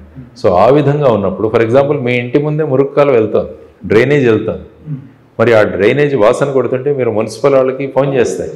సపోజ్ ఆ మున్సిపల్ అతను వచ్చి నేను దిగను అన్నాడు అనుకోండి, లోపల నా బట్టలన్నీ పాడైపోతాయి, నేను దిగను, కుదరదు అన్నప్పుడు ఏమవుతుంది, ఇంకా వాసన కొడుతుంది. కాబట్టి ప్రస్తుతం ఉన్న రాజకీయాలు కూడా ఆ విధంగా నడుస్తున్నాయి. కాబట్టి ఎవరో ఒక మున్సిపల్ వర్కర్ దిగాలి అందులో. సో ఆ మున్సిపల్ వర్కర్స్ లాగా మేము దిగుతున్నాం అందులో మార్చడానికి. ఖచ్చితంగా ఒక అధికారంలోకి, ఇది రాజకీయ అధికారంలోకి వెళ్ళడానికి స్కోప్ ఉంది. ఇప్పుడు అశ్విని వైష్ణవ్ ఆయన కూడా ఇప్పుడు ఆయన జిల్లా ఆ ప్రాంతాల్లోనే ఆయన మీ సివిల్ సర్వెంట్గా పనిచేస్తారు. కిరణ్ బేడి అంతే, నరసింహన్ అంతే, వాళ్ళంతా ఒక రాజ్యాధికారం దిశగా వెళ్ళి అదంతా ఆ హోదాని, ప్రోటోకాల్ని ఎంజాయ్ చేశారు, ఎక్స్పీరియన్స్ తీసుకున్నారు. అసలు నరసింహన్ అయితే వాళ్ళ టాప్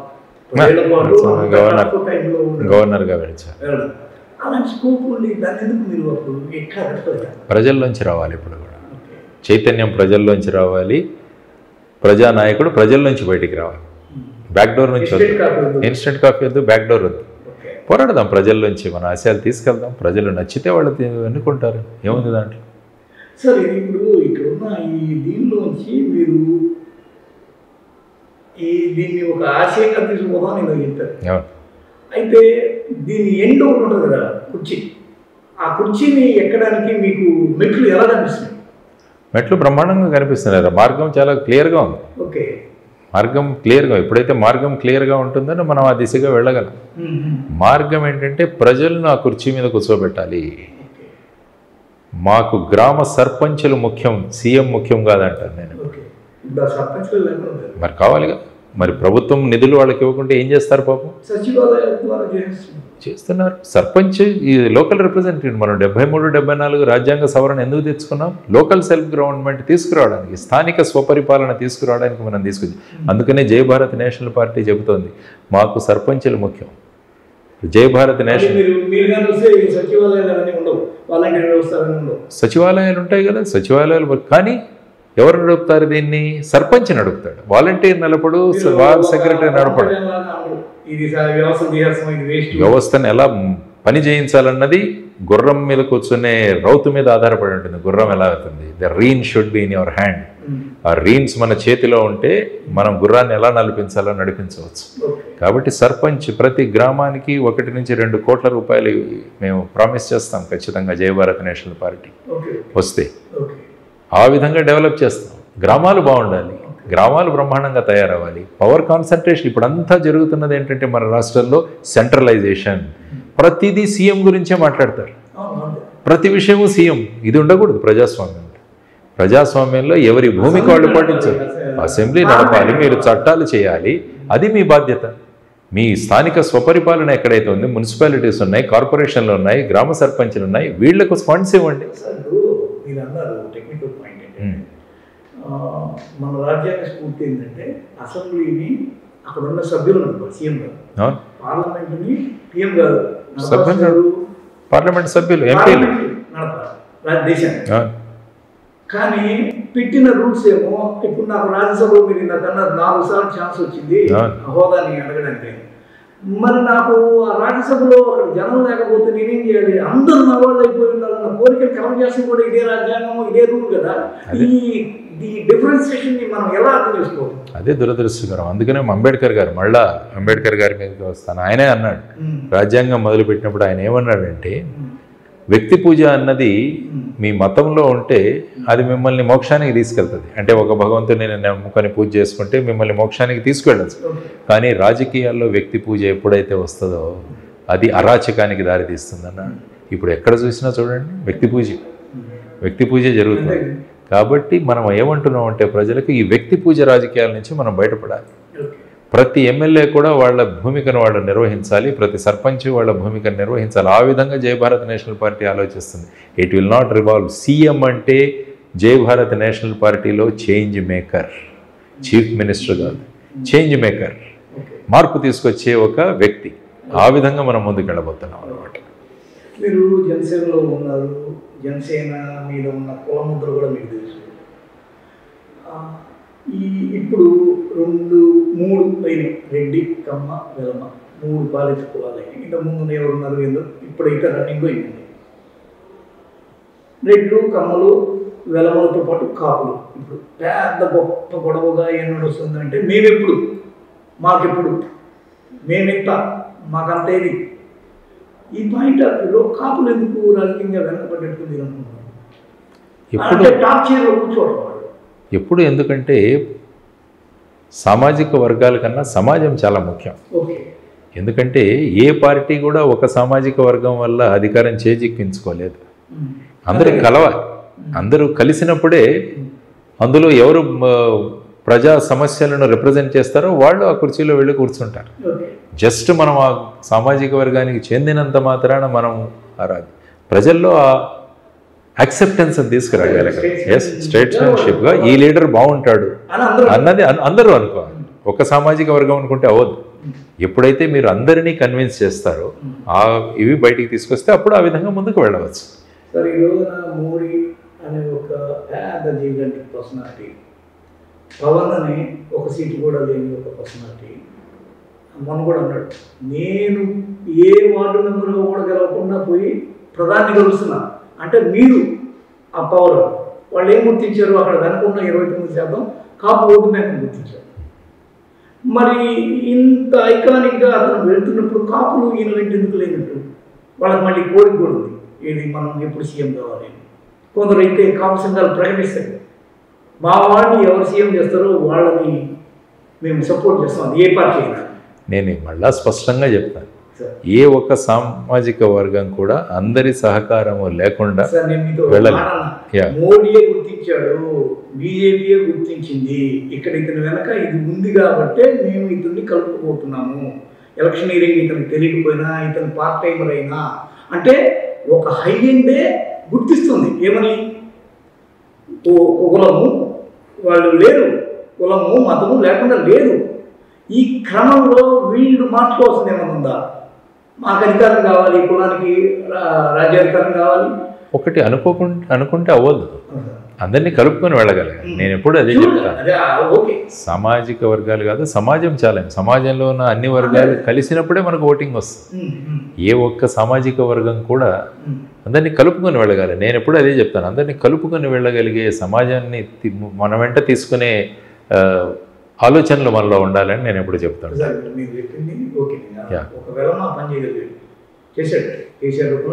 అంటే అతను ఆ క్యాస్ట్ అన్నది మనం యాక్సిడెంటల్గా సామాజిక వర్గంలో పుడతాం, దానివల్ల ఆ సామాజిక వర్గంలో పుట్టినందువల్ల క్వాలిటీస్ నేను ఎలా మిగతా అందరినీ కన్విన్స్ చేస్తున్నానన్న కెపాసిటీ నా మీద ఉంటుంది.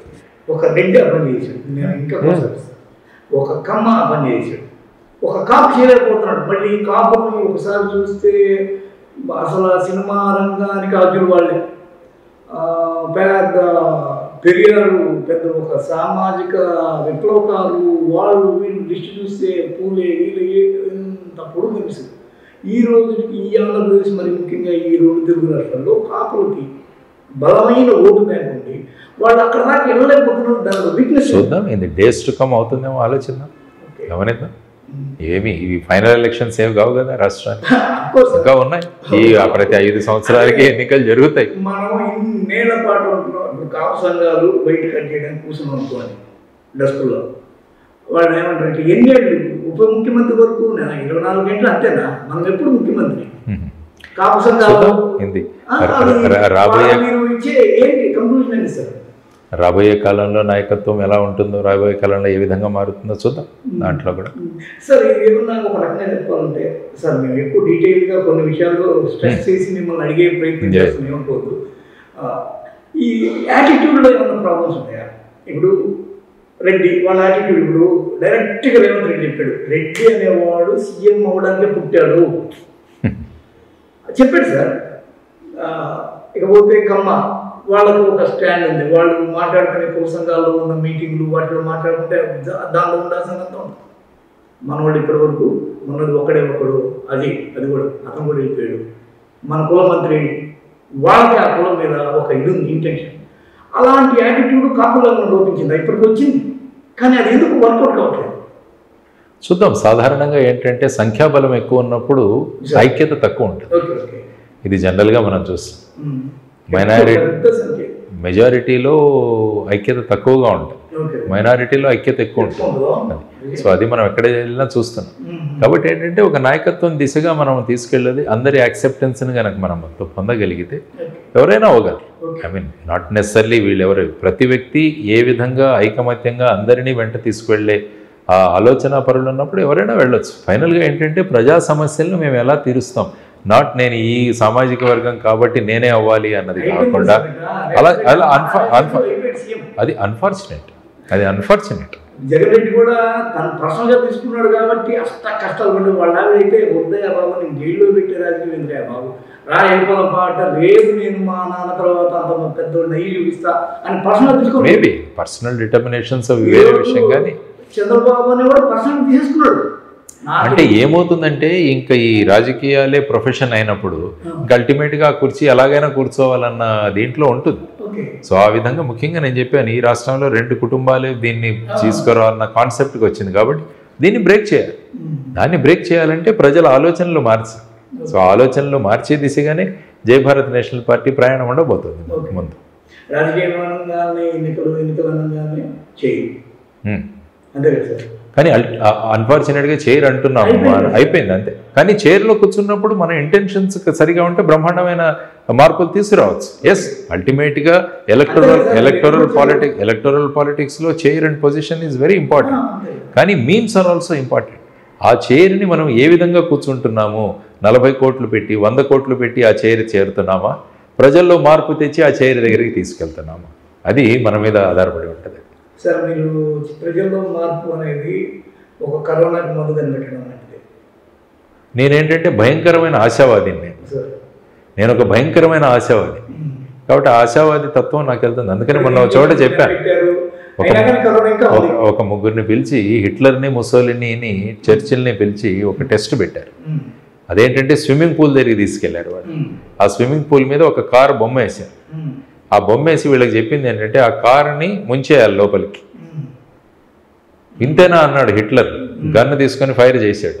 అది దానికి తగిలి అది కొంతసేపు లోపలికి వెళ్ళి మళ్ళీ పైకి వచ్చేసి. ముసోలిని అన్నాడు, ఇంతేనా అన్నాడు. ముసోలిని బాగా పెద్ద హ్యాట్ ఒకటి పెట్టుకునేవాడు, మిలిటరీ హ్యాట్, ఇంత పెద్దగా చాలా బరువైంది. అది తీసుకెళ్లి దాని మీద వేసాడు. దాని మీద వేయగానే వెళ్ళిపోతుంది కిందికి అని. వెళ్ళాల కొంచెం వెళ్ళింది, మళ్ళీ బాయన్సీ వల్ల పైకి వచ్చింది. చర్చిలు ఏం చేశాడంటే అక్కడ వాడిని ఒక స్పూన్ తీసుకురా అన్నాడు. ఆ స్పూన్ తీసుకొని స్విమ్మింగ్ పూల్ గట్టు మీద కూర్చొని ఒక్కొక్క స్పూన్తో నీళ్లు బయటికి తీయడం మొదలుపెట్టాడు. టైం పట్టింది, కానీ నీళ్ళన్నీ ఖాళీ అయిన తర్వాత అది మునిగింది. కాబట్టి దానికి ఓపిక కావాలనుకున్నారు. Time taking, it is time taking. ఆ టైం టేకింగ్కి we are ready, no problem. But ఆ ఓపిక కావాలి. ఇన్స్టెంట్ ఇప్పుడు హిట్లర్ వీళ్ళందరికీ ఏంటంటే ఇన్స్టెంట్, ఒకటి గన్ వేసాడు, ఒక టోపీ వేసాడు. ఎస్, ఇది కూడా ప్రాక్టికల్ పాసిబుల్. అసలు మీరు చెప్పిన స్టోరీలో చర్చిలో స్పూన్ తీసుకోవడం కూడా నాకు కామెంట్ అనిపించింది. ఎందుకంటే ఇంకొక పెద్ద వస్తువు తీసుకుంటూ అంటే స్పూన్ అంటే మామూలు మీ చిన్న స్పూన్ కాదు, గరిటె. అయితే కేసీఆర్ కామెంట్, పార్టీ పెడితే దాని కరెంటు కట్టడమే ఎంతో కష్టం ఆయన. అలాంటివి మీరు పార్టీలు పెడతా అంటారు, ఎన్ని కష్టాలు పడ్డారు నాకు తెలుసు అనేది ఒక ప్రాక్టికల్ కామెంట్. అది నేను చెప్పింది కదా, ఆయన ఆ పరిస్థితుల్లో చిరంజీవి కూడా పార్టీ పెట్టి ఎత్తేసి మెయింటైన్ చేయలేక లాస్ట్కి గల్లాకాళి అని ఏమీ లేదు, రాష్ట్రీయ ఎక్కువ రాళ్ళు ఇస్తారు చిరంజీవి గారు. ఆ తర్వాత పవన్ కళ్యాణ్ కూడా ఏమంటాడంటే పార్టీ నడపడం చాలా కష్టం, పదవి నడపడం చాలా పెద్ద విషయం, ఏ పెద్ద అంబానీలో దాన్ని నడపాల్సింది నేను నడుపుతానని కామెంట్ చేశాడు. ఈ క్రమంలో మీరు పార్టీ పెట్టారు, దీన్ని మెయింటెన్స్ కానీ నడపడం కానీ మీరు ఈ టాస్క్ని ఎలా తీసుకుంటారు? వేసుకున్నాం. 5 రూపాయలు ఛార్జ్ మా పార్టీ మెంబర్షిప్. మేము కొద్దిగా వేసుకున్నాం, మాకున్న పెన్షన్ల డబ్బుల్లో కొంత వేసాం, మిత్రులందరూ వేసుకున్నాం, చిన్నగా నడుపుకుంటూ వెళ్ళాం. డబ్బు ఖర్చు అవుతుంది. ఆ ఖర్చులు మా దీంతోనే పెట్టుకుంటాం. మా ఇవి అందులోనే పెడుతున్నాం. ప్రస్తుతానికి అయితే జనాలు కూడా వస్తారు, అభ్యర్థులు వస్తారు. రెంట్ ఇది ఇక్కడ ఓల్డ్ బిల్డింగ్, ఈ విజయవాడలో ఎవరికి ఓన్ బిల్డింగ్ ఉంటుంది ఇంత, సో రెంటల్ బిల్డింగ్. సో ఇవి చేసుకుంటూ వెళ్తాను. ప్రయోగం చేసినప్పుడు మనం ఏంటంటే, నాకు థామస్ ఆల్వా ఎడిసన్ పెద్ద స్ఫూర్తి. ఓపిక్గా ఎక్స్పెరిమెంట్ చేసుకుంటూనే వెళ్ళాలి. ఫుల్ టైం అంతే. This is my full time job. Full time దీంట్లోనే ఉంటాను. సో ఆ విధంగా వచ్చి చూద్దాం. మేము ఓటుకు డబ్బులు ఇవ్వము, మద్యం పంచము, పెద్ద పెద్ద మీటింగులు పెట్టడానికి మేము జనాల్ని తరలించము. మేము మాకున్న దాంట్లో మా సోషల్ మీడియా కానీ, మీలాంటి మీడియా ఇంటర్వ్యూస్ కానీ, వీళ్ళ ద్వారా మేము ప్రజల్లోకి వెళ్ళగలుగుతాము. కాబట్టి ఆ ఖర్చులు మెయిన్గా అవుతాయి. మెయింటెనెన్స్ మాకు మినిమం స్టాఫ్ ఎవరు కావాలో అంతే. ఎందుకంటే బాహాటంగా ఇప్పుడు ఎలా ఉంటుందంటే, ప్రజల్లో ఇన్ని బండ్లలో వస్తే తప్ప లీడర్షిప్ యాక్సెప్ట్ చేయరు అన్నది ఒక, అదేంటంటే మూసపోసిన విధానం. మేము దాన్ని బ్రేక్ చేయాలి. ది రెగ్యులర్ ట్రెడిషనల్ దాన్ని బ్రేక్ చేసి అన్ట్రెడిషనల్ మెథడ్స్లో మనం రాగలగాలి అన్న ఓ ప్రయోగం చేస్తున్నాం. లెట్ us see ఏమవుతుందో. మీరు టోటల్గా దీనిలోకి రావడానికి ఎవరు ఇన్స్పిరేషన్ సార్? ఇన్స్పిరేషన్ అంటే ప్రజలే ఇన్స్పిరేషన్. ఒక కేజ్రీవాల్ కానీ అంటే ప్రతి ఒక్క వ్యక్తిలో మాకు అఫ్కోర్స్ కలాం గారు పెద్ద ఇన్స్పిరేషన్. ఆయన పొలిటికల్ కాదు, ఫైనల్గా ఆయన రాష్ట్రపతి అయ్యారు. ఆయన అనేక విషయాల్లో ఆయన చెప్పేవాళ్ళు ఎలా ఉండాలని. అఫ్కోర్స్ అల్టిమేట్లీ కలాం గారు ఈజ్ ఆల్వేస్ అన్ ఇన్స్పిరేషన్. ఆయన ఇన్స్పిరేషన్. ఆయన ఎప్పుడు కూడా ప్రజలు వాళ్ళ స్థితిగతులు మెరుగుపడాలి. మనం గ్రేటెస్ట్ సర్వీస్ ఏదైనా ఉందంటే అది పొలిటిక్స్ ద్వారా సాధ్యమని కూడా ఆయన మాకు చెప్పారు. సో దాంట్లో మీరు ఎంటర్ అవ్వండి. ఆయన అప్పటి నుంచే చెప్పేవాళ్ళు మాకు, if possible you enter politics అనేవాడు ఆయన. ఓవరాల్గా అయితే ఈ రాజకీయాలని ఎలాంటి ఫలాపేక్ష లేకుండా ఈ పని మీరు చేసుకుంటూ వెళ్ళడం ద్వారా మాత్రమే వీటిని నడుపుతారు. వీటిలో ఒక్కొక్కసారి రిజల్ట్ రాకపోయినా మీరేం పెద్ద పట్టించుకోరు. ఆశయాలతో వెళ్తాం, ప్రజలు ఫైనల్గా పబ్లిక్ డిసైడ్ చేస్తారు ఫైనల్గా. ఎలాంటి ఇప్పుడు మీరు చూస్తుంటే ఎక్కడైనా సరే మీరే సింబాలిజంగా మీరే గుర్తుగా కనిపిస్తున్నారు ఈ పార్టీకి. ఇది కావచ్చు, కానీ ఇప్పుడు ఏంటంటే ఏ గుర్తు వస్తే బాగుంటుంది అనుకుంటున్నాను. గుర్తులు మనం పంపించాం మేము, ప్రజలను మేల్కొల్పే గుర్తులు ఉంటే బాగుంటుంది అనిపిస్తుంది. మేము పెట్టిన గుర్తులు విజిల్ గుర్తు పెట్టాం, ప్రజలను మేల్కొలడం. ఆయన వారు ఇప్పుడు వాళ్ళు పార్టిసిపేట్ చేయట్లేదు కదా. ఓ బర్రెలెక్క తీసుకుంది, నేను చెప్పాను తల్లి తీసుకో అని చెప్పాను. బర్రెలెక్క విజిల్ వస్తే ఇంకా మంచిది, నీకు ప్రజల్ని నీకు సింబల్ తీసుకెళ్ళడం ఈజీ, సింబల్ ఈజీగా నువ్వు తీసుకెళ్ళచ్చు, బాగుంటుంది, అలా ప్రాక్టికల్గా బాగుంటుంది. సో ఇలాంటి సింబల్స్ కోసం లిస్ట్ వేశారు, చూద్దాం ఎలక్షన్ కమిషన్ ఏం నిర్ణయిస్తుంది. కానీ ఈసారి ఏంటంటే ఎలక్షన్ కమిషన్ నేను విన్నది ఈవీఎంల మీద సింబలు పేరుతో పాటు మన ఫోటో కూడా ఉంటుందన్నారు. సో అది మార్పు, ఎందుకంటే సింబల్ మామూలుగా మాలాంటి పార్టీలకి చివరిలో వస్తుంది. సో సింబల్ని ప్రజల్లోకి తీసుకెళ్ళలేదు, కానీ క్యాండిడేట్ ఫోటో తెలుస్తుంది. కాబట్టి అది తీసుకురావాలని ఇక్కడ ఎలక్షన్ కమిషన్ కూడా మేము మళ్ళీ రిప్రజెంటేషన్ ఇస్తున్నాం. మొన్న తెలంగాణలో పెట్టారని అన్నారు, పేపర్లో చదివాను, నేను కనుక్కుంటాను ఎగ్జాక్ట్గా. అది రావాలి, దానికోసం కావాలంటే ఈవెన్ హైకోర్టుకైనా పిఐఎల్ కూడా వేస్తాం. ఎందుకంటే సింబల్స్ మిగతా పార్టీ వాళ్ళకి ఎప్పుడో వచ్చింది, మాలాంటి వాళ్ళకి చివరికి ఇక 3 వారాలు 4 వారాలు ఉండగిస్తే ఈ సింబల్ మాత్రమే ఉంటే అక్కడ కష్టమవుతుంది మాకు సింబల్ తీసుకు. కాబట్టి ఫోటో పెట్టండి అని చెప్పి కూడా అడుగుతున్నాం. మేము ముఖ్యంగా అడగడం ఏంటంటే వాళ్ళని గుర్తులు ఈ జనసామాన్యాల్లో ఉండే ఇవి టార్చ్ లైటు, ఒక 192 సింబల్స్ ఇచ్చారు, ఫ్రీ సింబల్స్, అందులో కొన్ని పెట్టి ఇచ్చాము మేము. సో ఆ విధంగా సింబల్స్ అలాంటి చీపురు ఆల్రెడీ ఆపుకుంది కదా ఆమ్ ఆద్మీ పార్టీకి. ఉంటాయి చెప్పాం ఎగ్జాక్ట్గా, నాకు గుర్తున్న వాటిల్లో మా టీం తయారు చేసి పంపించారు. అవి ఐ థింక్ విజిల్ ఉందని నేను అనుకుంటాను, మిగతా టార్చ్ ఉందనుకుంటాను. ఇవి మామూలుగా అందరూ సెలెక్ట్ చేసుకున్నాం. బట్ అల్టిమేట్గా ఎలక్షన్ కమిషన్ ఏం నిర్ణయిస్తుందో చూడాలి. కానీ మేము అడుగుతున్నది ఏంటంటే ఫోటోగ్రాఫ్ పెట్టండి, ఫోటో ఈవీఎంలో ఫోటో పెట్టండి. సో సింబల్ బికమ్స్ ఇర్రెలవెంట్ అప్పుడు. ఇంకా అసలు మీ గురించి కానీ ఇంకేదన్నా తెలియదు కానీ ఏదన్నా చెప్పండి సార్. థ్రిల్లింగ్ ఈ రోజు నీకు వచ్చినందుకు మంచి ఎక్స్పీరియన్స్ తీసుకోవాలి. ఏం లేదు, మనం సివిల్ సర్వీసెస్లో ఉన్నప్పుడు our life is open book. మనం we don't have a private life and you have a public life, ఎందుకంటే ఇది పబ్లిక్ సర్వీస్. సరే కనీసం నా కూతురు అనుకుందాం, నా అలాంటి పిల్లలు అనుకోండి, వాళ్ళు రేపు సివిల్స్ రాయడానికి మీరు ఒక చిట్కా చెప్పండి. డెఫినెట్గా ఏదైనా గోల్ మీరు తీసుకుంటుంటే దానికి స్టిక్ ఆన్ అవ్వండి, అటు ఇటు ఆ పడవ ఈ పడవ వెళ్లకుండా హ్యావ్ ఎ గోల్ అంటాను నేను ఎప్పుడు. లైఫ్లో గోల్ పెట్టుకోండి, దాన్ని సాధించడానికి చిన్న చిన్న స్టెప్స్ మీరు వేసుకోండి.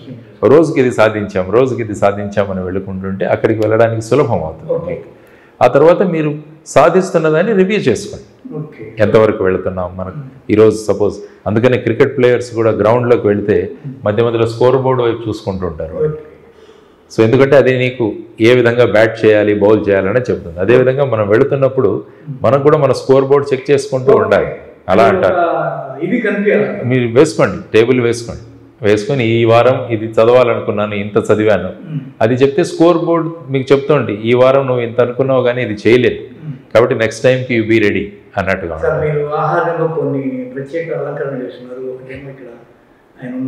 యా, ఇది మా ప్రత్యేక హోదా బ్యాడ్జ్. ప్రత్యేక హోదా ఆంధ్రుల హక్కు, పొట్టి శ్రీరాములు గారు బికాస్ ఆఫ్ ఇట్ ఆంధ్రప్రదేశ్ వచ్చింది.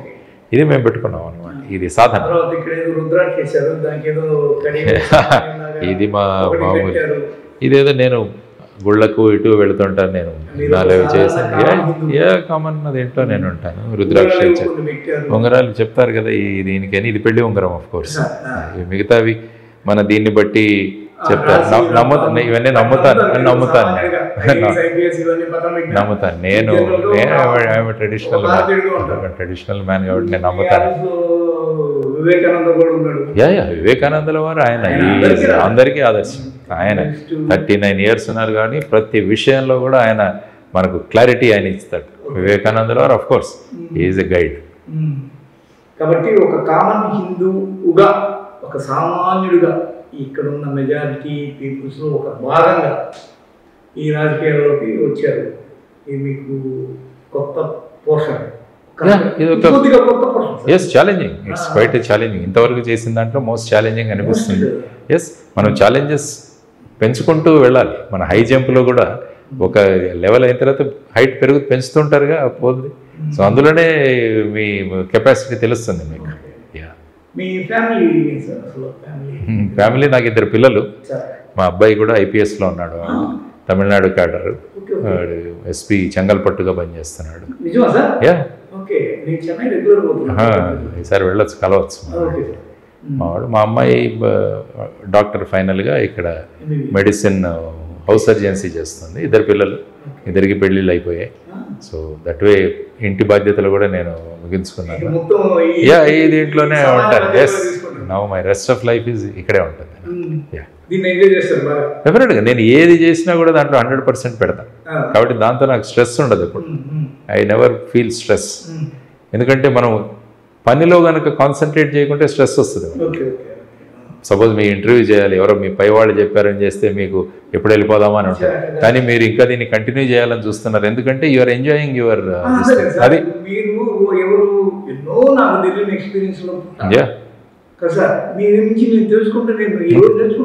ఎట్ ది సేమ్ టైం మీరు మీ జాబ్ని ఎంజాయ్ చేస్తే మీరు at the end of the day వెళ్ళి అరే బాగా అయింది అని అనుకుంటాం మనం. సేమ్ థింగ్ నేను చెప్పింది ఏంటంటే బ్రహ్మాండంగా, ఇట్ వాజ్ ఎ వెరీ ఫ్రీగా జరిగింది. మన ఇద్దరు ఎప్పటి నుంచో తెలిసిన ఫ్రెండ్స్ మాట్లాడుకున్నట్టు మీరు మీరేదో ఇంటర్వ్యూ నేనేదో ఇంటర్వ్యూ చేయబడిన వాళ్ళు అనలేదు. నేను మనిషిగా ఒక సమయంలో మీరు సెలబ్రిటీ హోదా అని పొందిన పరిస్థితి ఉంది. జేడి లక్ష్మీనారాయణ అంటే ఆ రోజున ఒక పేరు మోగి నేనే నా చేతులతో ఎన్నిసార్లు రాసుకుంటామో తెలియదు మీ గురించి. మీ పేరు రాసుకుంటాం చాలాసార్లు రాసుకుంటా, అది రాంకోటి రాసినట్టు. ఆ కండిషన్లో నేను ఆ పర్సనాలిటీ నేరుగా ఎదుర్కొన్నప్పుడు నాకు ఎలా ఉంటాయి, ఆ రోజుల్లో పెరిగిపోయిన ఎన్నో అనుమానాలు తీసుకోవాలి ఆ క్రమంలో. సో ఆ విధంగా మీరు స్టూడెంట్స్ కూడా అన్నారు కదా, స్టూడెంట్స్ ఏ పని చేస్తున్నారో మీ పిల్లలకు వాళ్ళకన్నా మనం ఏ పని చేస్తున్నారో దాంట్లో 100% పెట్టండి. అప్పుడు ఏమవుతుందంటే మనకు స్ట్రెస్ రాదు, యూ ఎంజాయ్, మనం దాన్ని ఎంజాయ్ చేయగలం. సో ఈ విధంగా ప్రయాణం జరుగుతుంది. లెట్ us see రాబోయే కాలంలో ఏ విధంగా మేము వెళ్తాము. మీ ఆశయాలు మీ కోరికలు నెరవేరి ఖచ్చితంగా మీరు ఒక పొజిషన్లోని మా సంస్థ తరఫు నుంచి కోరుకున్నాను సార్. మీరు చాలా విషయాలు చెప్పారని అనుకున్నాను నేను. మళ్ళీ చేద్దాం, కొన్ని రోజుల తర్వాత ఇంకో ఇంటర్వ్యూ చేద్దాం. కొంత ప్రయాణం తర్వాత మళ్ళీ మీ అనుభవాలు మనం అడగచ్చు. వి కీప్ మీటింగ్ డెఫినెట్గా. Yeah, thank you. జై భారత్.